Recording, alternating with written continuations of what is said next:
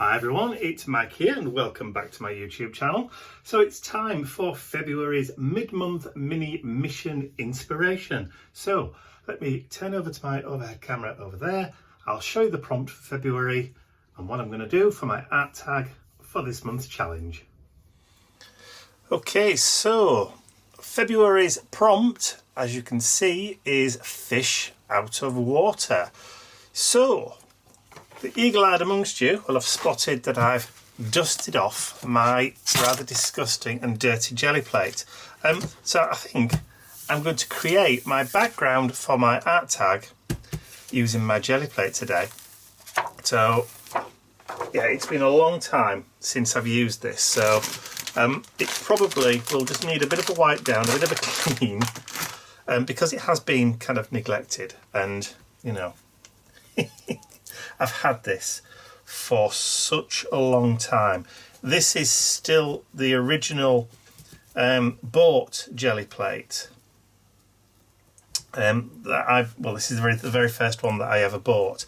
I did try and make my own a few years ago out of like packets of gelatin and that kind of stuff, and it wasn't very successful. There is somewhere back in the archive a video of me trying to create my own jelly plate with gelatin and stuff, but it really didn't go well.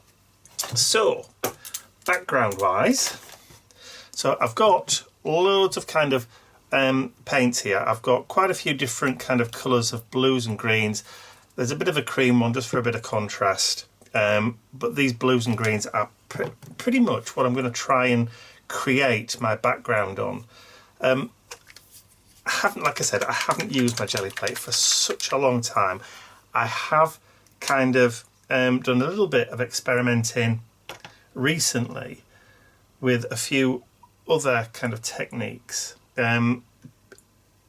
namely trying to do image transfers with laser printed pictures, but they haven't necessarily turned out the way that I thought they were going to do. I don't know what it is. It might be that I'm just out of practice. I don't know. I really don't know. But, you know, it's just one of those things. Perhaps I do need to spend a bit more time just practicing with it. Maybe that's all it is. Right, let's just have a little bit of darker blue down here towards the bottom. Now I'm not going to be using the whole of the plate, because obviously the size of the tag is only going to be 4 inches by 8 inches in total, so I'm really just going to pick the best kind of place to stick the tag down. I've already cut it out and done it using the mixed media cardstock, so that's what I'm going to use. Alright, so, but I want to do it so that it's kind of in waves, and I've just made sure that I've put plenty of paint down just to kind of get a bit of variation. Like I said, I'm not an expert on jelly printing in the least. I don't profess to be an expert at doing monoprints or anything like that. I just kind of know what I like, which is really all that anybody can do. Alright, so which is the smoothest side? That's the smoothest side, so that's the side we're going to work on. And I'm just going to drop it down like so, and that should pull up what we need. Now, I was thinking about doing a colograph, which is a way of getting different impressions using the jelly plate by building up like layers, which I thought about doing, but then I changed my mind. So this is going to be my base, and I think seeing as that's already starting to pull up, let's peel it and see what we've got. Yeah, I think I'm actually fairly happy.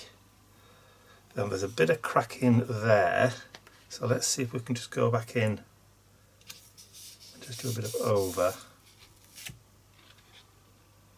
Yeah, that's just picked up some of that real nice kind of seafoam green, which is lovely. Okay, so I'm going to leave that there to dry. I've still got a bit of paint on that, so what I'm going to do is I'm also going to do a quick pull with a piece of paper. There we go. And I'll just drop that on so that I'm not wasting the paint really.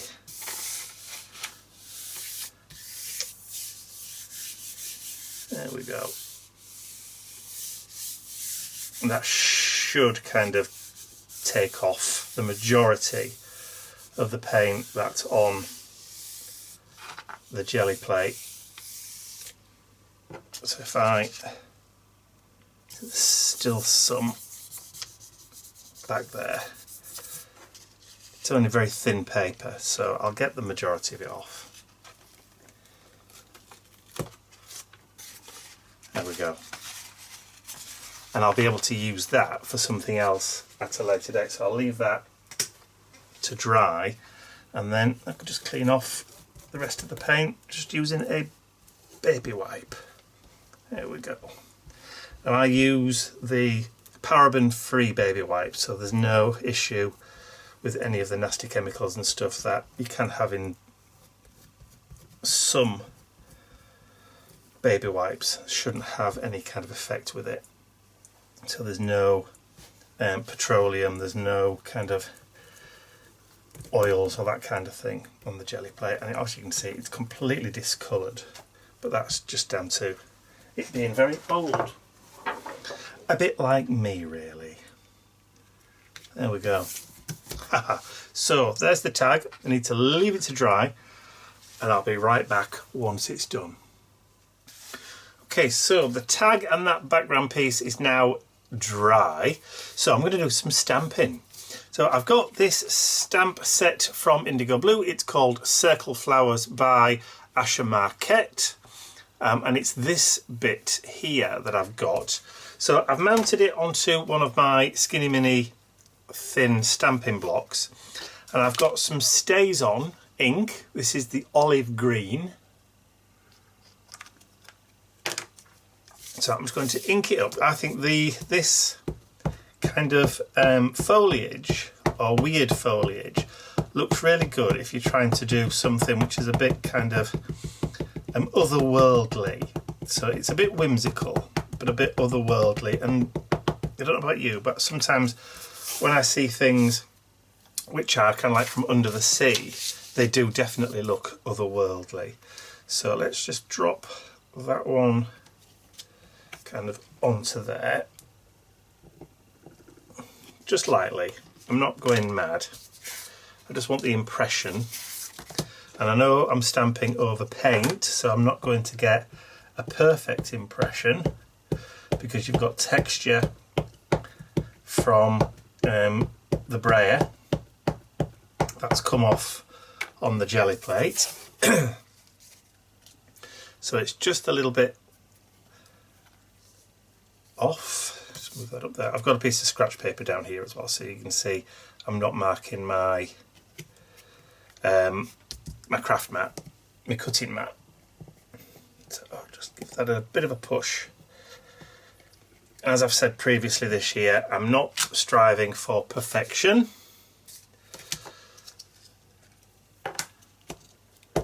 So if we don't get a perfect impression, we don't get a perfect impression. I ain't going to lose any sleep, and as I told somebody at the weekend, I'm not worried because the police aren't going to knock on my door, are they? So why stress about it? The stamping police aren't going to turn up and say you've not done that right if it's not done properly. There we go. That'll do. That gives us a nice bit of detail in the background. So I'll just give that a quick blast just to dry it off. Now the Stays On obviously is solvent based, so it's permanent when dry, so it won't move if I add something over the top, which I may do. Haven't decided yet. So the next step is to actually work on my fish, because obviously... Right, so I've got a piece of corrugated cardboard. It's only a thin piece of corrugated cardboard. And I've sketched out a kind of fish that I want to paint on here. But what I'm going to do first of all is I'm going to just paint a kind of white background first over where I want to paint the orange, if you know what I mean. I'm actually creating a little bit of an undercoat, because it's cardboard and it's brown. I don't particularly trust the fact that the orange paint that I want to put down is going to be perfect, or it's not, you're not going to see the brown underneath. It's what I'm trying to say. So what I'll try and do is just create a little bit of a kind of primer coat. I don't have to be spot on or perfect with it, because I will be cutting it out. So if I go over the line a little, I'm not going to be too upset. So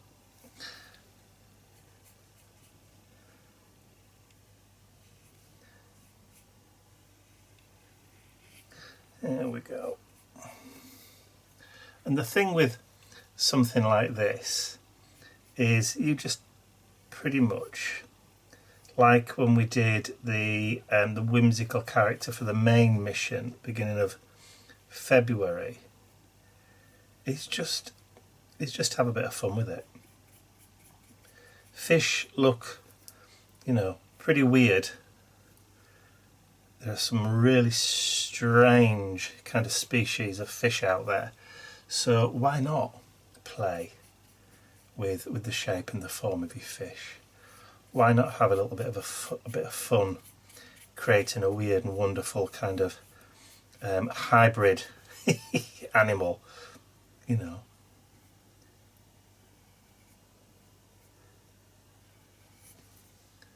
I think my gesso is pretty much this particular pot of gesso, which is fairly old. You can tell it's old because that's the old label, that's the new label. New pot, old pot, but you know, I don't want to throw it away because there's still viable paint in the bottom of it. I know I've been accused of being a spendthrift, not a spendthrift, one of these people who throw stuff away before it's ready.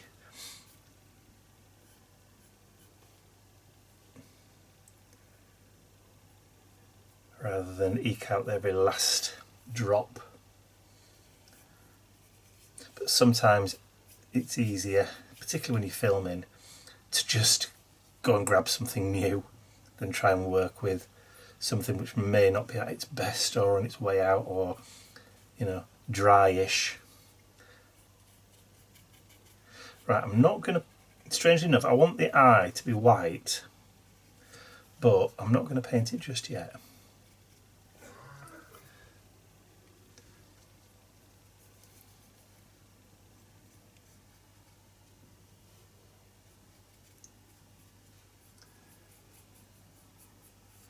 Right, so that's going to be pretty much... Oh, can you hear Ian coughing away down there?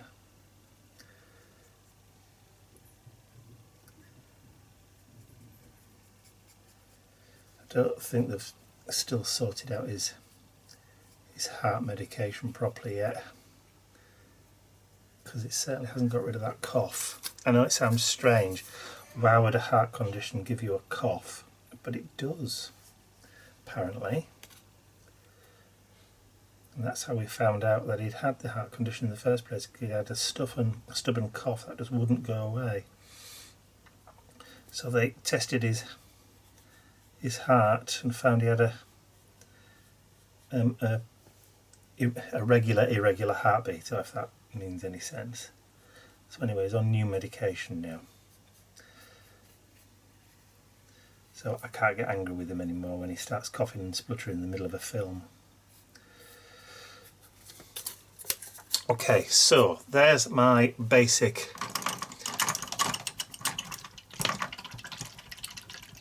outline or shape of my fish. Just dry the brush off. Right, so now I just want to get that dry quickly. There we go. Right, so I'm going to bring in a real bright orange, because that's going to go really pop against that blue background. Mediterranean colours. Wow. Bright orange. So I don't know how matte this is. Some lighter colours like this, excuse me, can be quite translucent. So that's another reason for painting on the white background. So if you add a little bit of a white background first, you get more of a pop. And of course we can do more than one coat if we need to. And like I said, it doesn't matter too much if we go just outside the lines a little bit, because we will be cutting this out. I'm using a fairly sort of thin detail brush.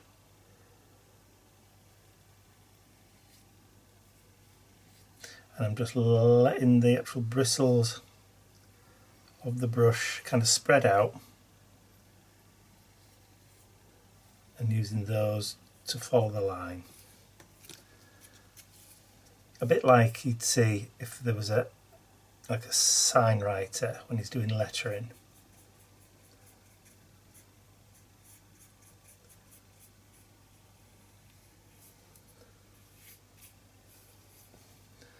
Okay, so let's do the underfin as opposed to the dorsal fin, which is on the top. Or so I believe. I may be wrong. Don't leave a comment if I am. One of the reasons why I got the jelly plate out was somebody left a message on one of my really old jelly plate videos. I think it was like going back to something like 2015, you know, when I first bought and got the jelly plate kind of thing. And like I said, I wasn't really au fait with how it worked and what did work and what didn't work. And this person left me a message saying that I wasn't doing it right.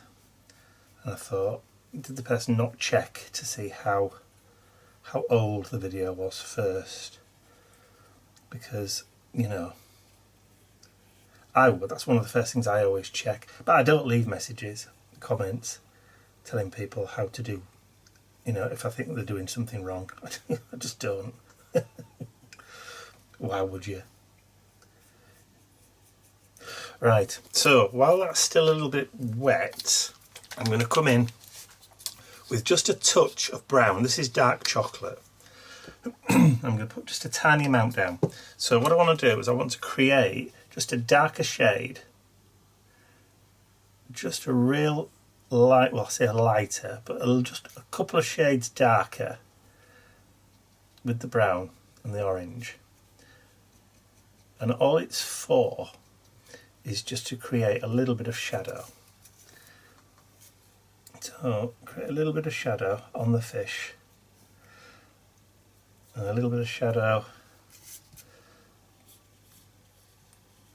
just kind of underneath, just to kind of give it a little bit of dimension and a little bit of definition.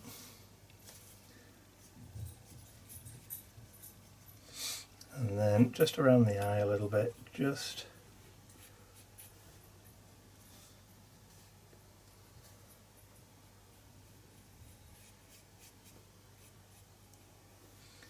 Just give it a little bit of an idea that it's 3D. A little bit.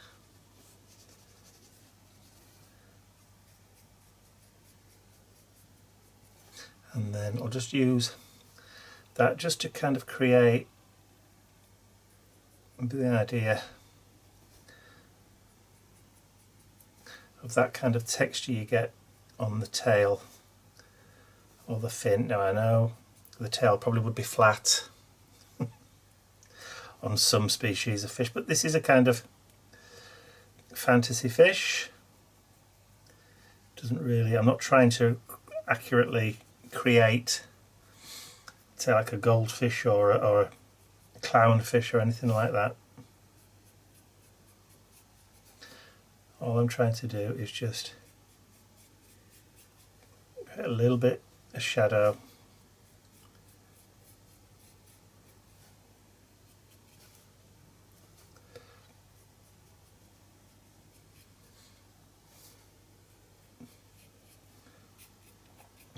brown works well for that, especially when you're working on orange.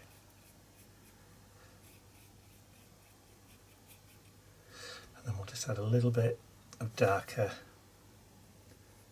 just coming down that side there.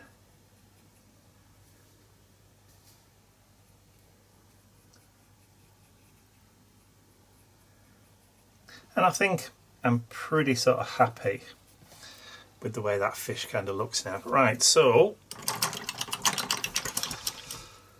now that we've got that, there's my kitchen roll. What I can do is I can come back in with that. Did you see that? Oh, honestly. Talk about careless. Alright, let's see if we can get that. Dear me. Oh, what a plonker. Right, let's patch up quick. While we've still got paint on the mat. Can't believe I just did that. And I'm going to leave it in so you can see it, because, you know,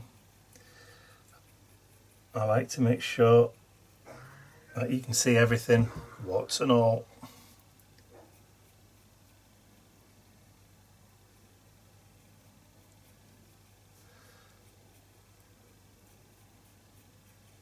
There we go.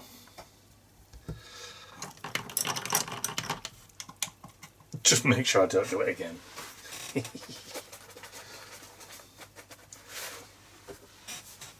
What's that phrase? At least said, soon as mended. Again. Right, so eyeball.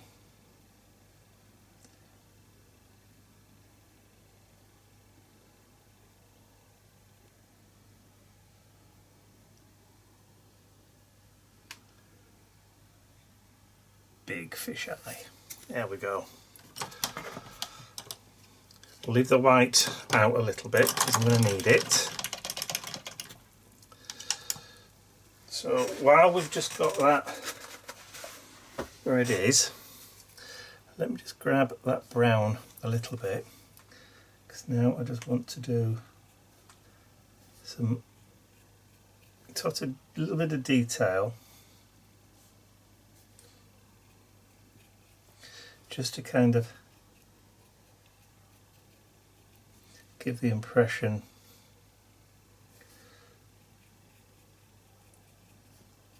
maybe a few scales.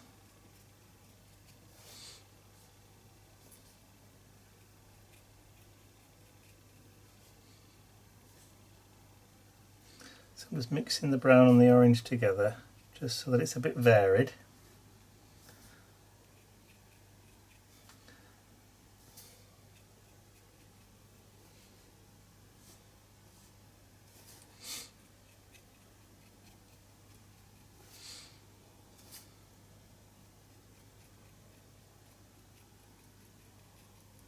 Just use the brush to give you that kind of impression of the texture.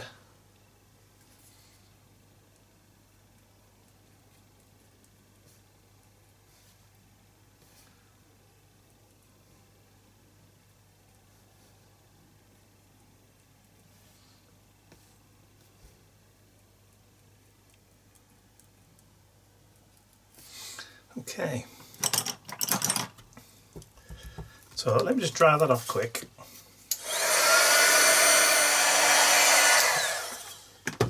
Okay, and then I'm going to come back in with some of the white with that orange, and I'm going to create a lighter shade,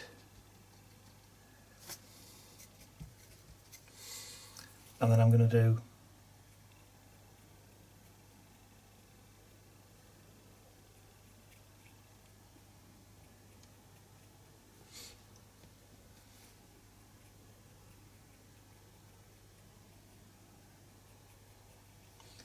a little bit of a lighter dance.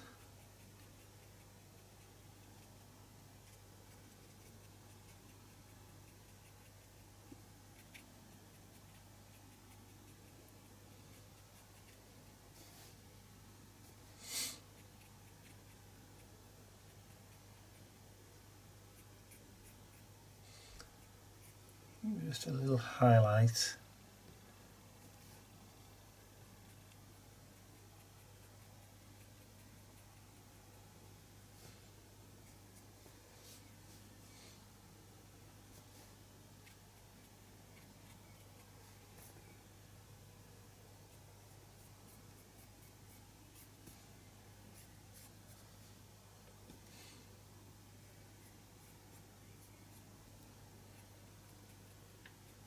And then I'm just going to grab a little bit more of that darker.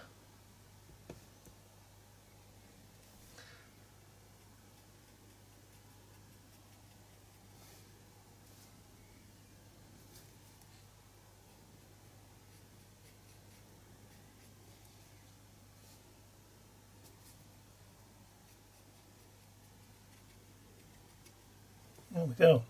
And then we'll come back in with a brown.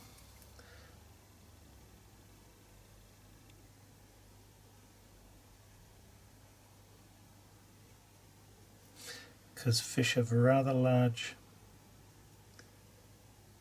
pupils.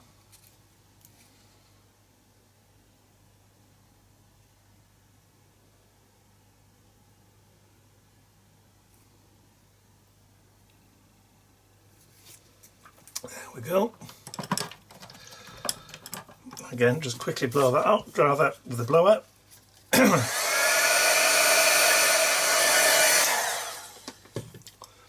And then finally, just using the same brush, actually I think I've got an even finer detail brush. Go right back in, just get one little blob of white.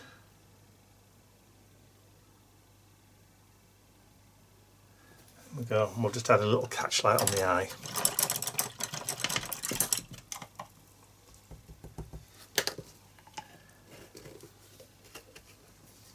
I think that really is ready for being thrown away now. There's not that much paint left in there. Let's clear the mat. Quick tidy up. There we go.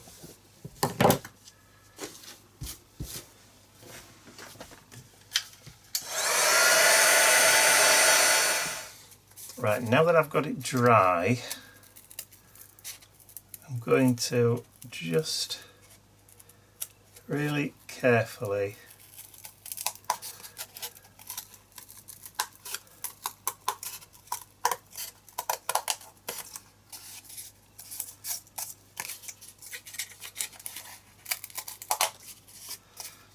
just trim it out.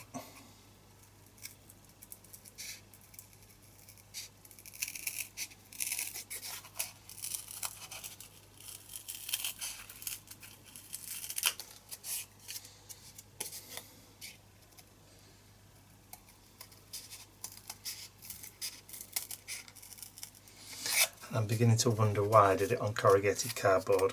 and not just on ordinary cardstock. What was I thinking? Okay.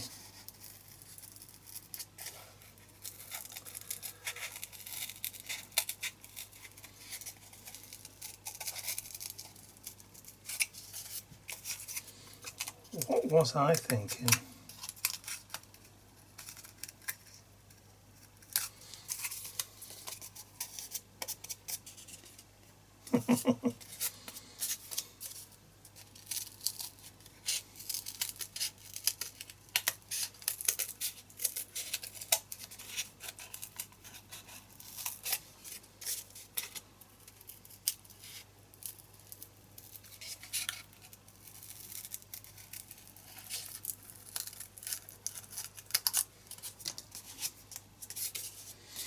Well, it's done now.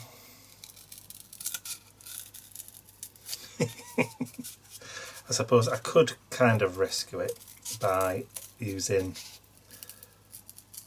a scalpel, but you know, I've come this far now, so it's too late to go to change direction now.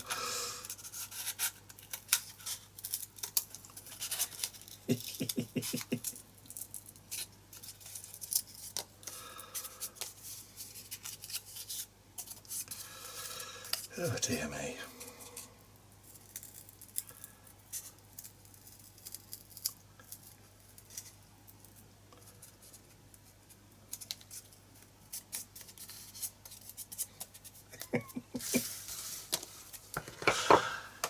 Don't ask me, I don't know why.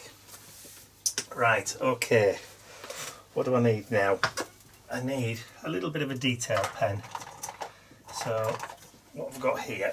Oh, I've got a Faber-Castell Pitt pen. This is Caput Mortem, which sounds really good, doesn't it? So that's just going to give me a little bit more shading, just kind of where I need it. And this is India ink, so that means that it's blendable, and then once it's dry it's kind of permanent.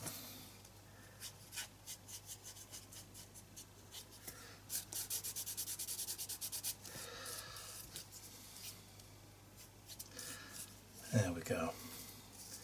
Yeah, I think I'm happy with that. Okay, let's have a look. Let's drop the fish on the background.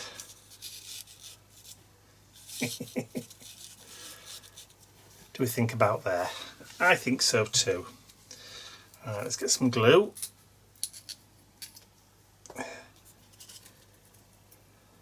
We'll just add a little bit of glue onto the back.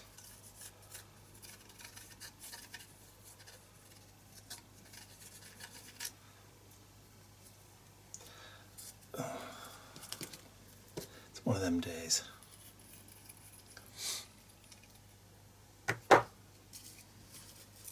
Just don't stick it on upside down, Mike.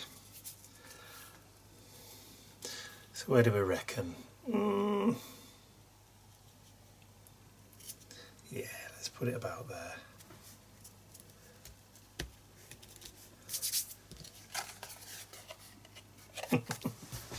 Right, what else do we need? We need a white Posca pen, don't we? Blanco. Let's have a look. Have I got one of my...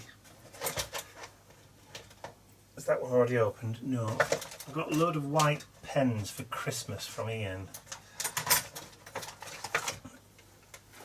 And that might be a bit... I would have thought I'd opened them all. Paint markers.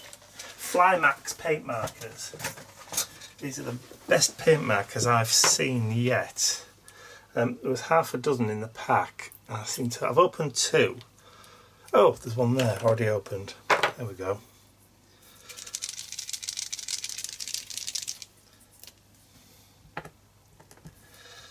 So what we can do is now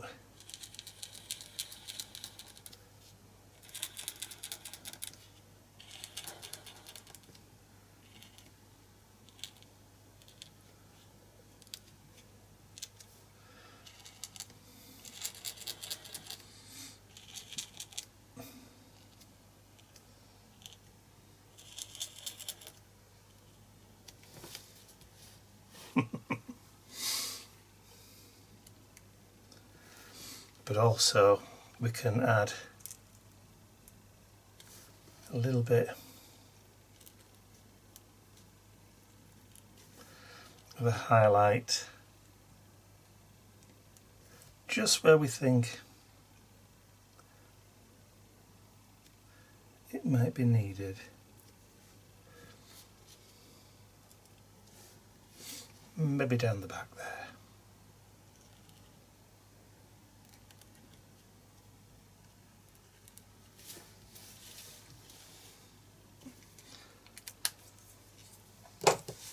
I like that. It's a bit different. It's a bit weird.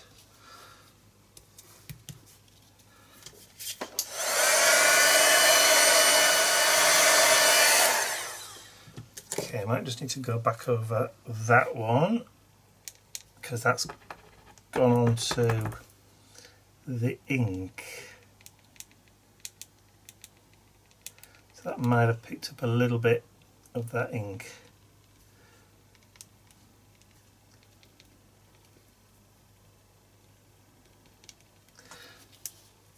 But I reckon that'll be alright. I'm probably just worrying at it unnecessarily now.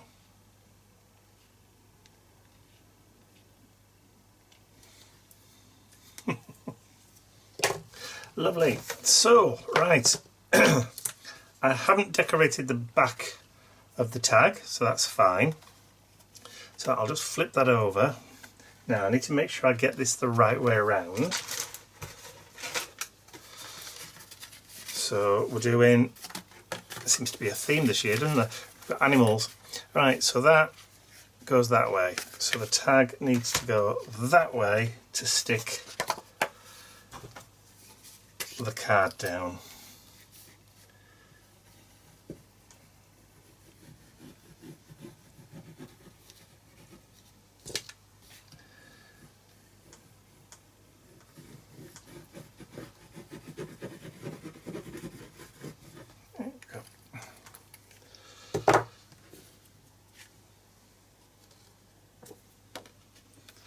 What I might do later is just add a bit of decoration on the back. So this enables me to go back later on, maybe in a few years' time or whatever, and see what the inspiration was for each of my projects.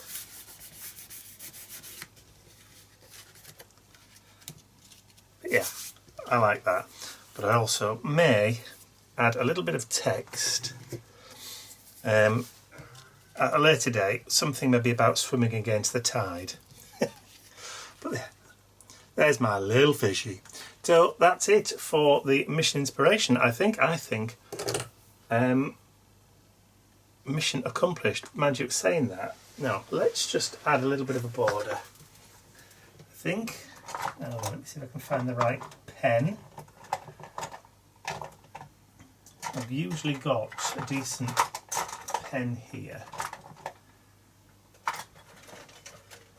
There we go, that's the one. Let's add another similar border to what one we did in January, just to kind of give it a similar sort of theme.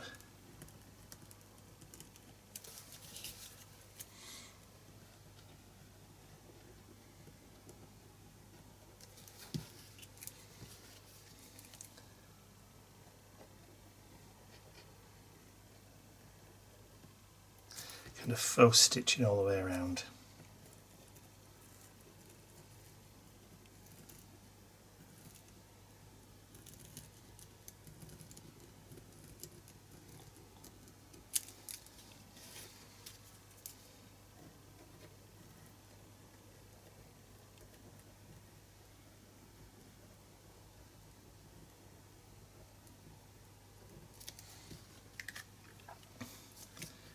we go.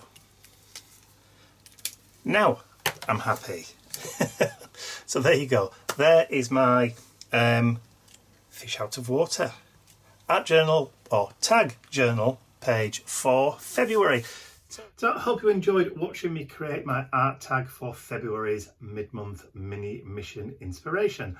Don't forget, if you want to join us over on our Mission Inspiration Facebook group, there's a clickable link in the description area below where all you have to do is just pop across, ask to join, and then you can join in the monthly art challenges along with us. So that's all from me for now. I'll see you all again very, very soon. Bye for now.